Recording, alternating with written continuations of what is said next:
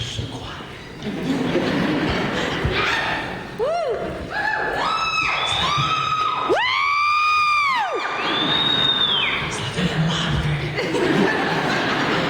I'm like a movie theater. Oh, girl. Shoot.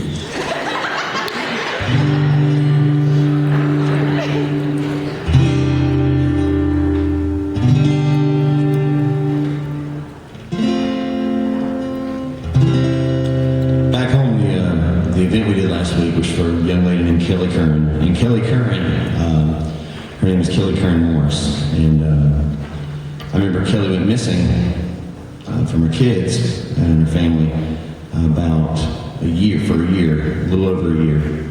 And I remember every morning I would leave Creedmoor.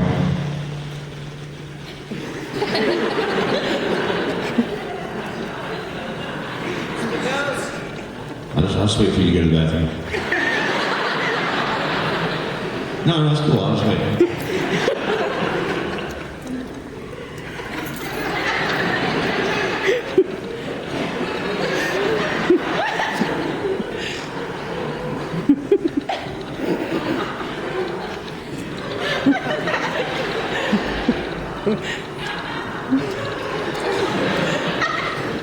Oh, she's back.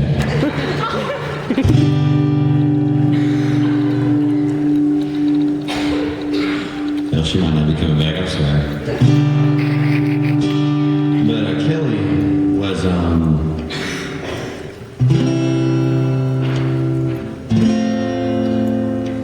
an amazing person. She did a lot for the community, you know? And Kelly was, when she went missing, there were signs all around Creedmoor saying, "Pray for Kelly Curran." And rumor had it that her husband had something to do with her disappearing. And if you ever wonder about the effects of domestic violence, it definitely happened in this story, because Kelly went missing. The next morning, her house went up in flames, and for a year and a half, people were praying for all the signs out. I mean, every time I was going to the airport to fly out of town, I'd see those signs, and on my way to the airport, I'd say a silent prayer for Kelly. And a year and a half later, they found evidence. Two hunters were running their foxes in a fox pen, 6 or 7 miles from where Kelly lived, and they found what looked like a piece of a skull, a very small piece. The dog that was running, of course, you know how many hunters we got out here? Anybody? Yeah. This hunter, his dog quit running. You know, they were working the dogs up, getting ready for season, and this dog quit running. It literally laid down in the middle of the path and stopped running. And this hunter, instead of running up and doing what most of us would do, and "You dumb dog," he wondered why, and he looked a few feet ahead of the dog, and the dog had stopped, pointing at a piece of what looked like a human skull. And upon DNA analysis, they found out that was indeed Kelly's skull. And so for a year and a half, we were praying for Kelly to come back, and she went missing. And her husband was the main suspect. And through a series of interviews and interrogations, they found that he pleaded guilty, but to a lesser charge, which, you know, it is what it is. But he wound up getting 12 years, which is, to me, a lot less than what a life should be. And I got to thinking about it one day, and this song, I didn't write this song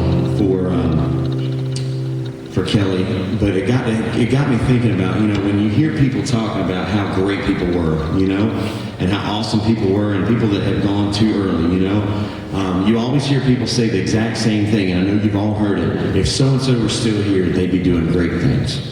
We've all heard people say that. Now, I got to thinking about that one day, and it really struck a nerve with me, because you know what? This world it's becoming a really crazy place. You know, and especially having kids, you think about this kind of stuff, but it's just becoming a crazy place. And I got to thinking about it. If that's true, if those people are still here and they would make this world a better place, then why aren't we doing it for them? Why are we making those things? Why aren't we making this world a better place in their name?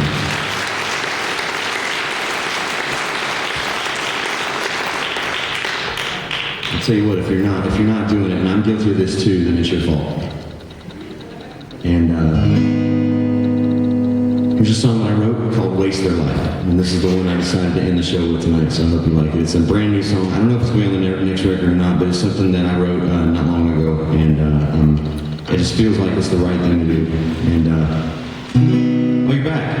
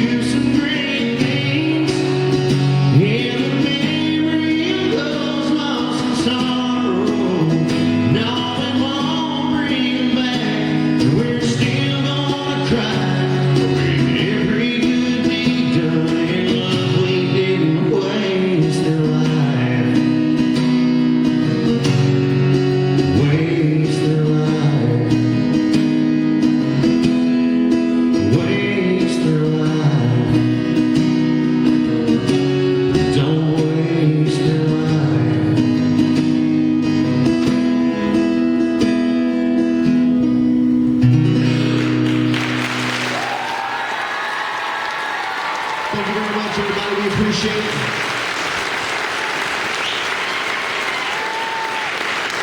Thank you so much for having us out here tonight. We appreciate you coming out and supporting such a great cause. I'm Jason Carroll. Thank you.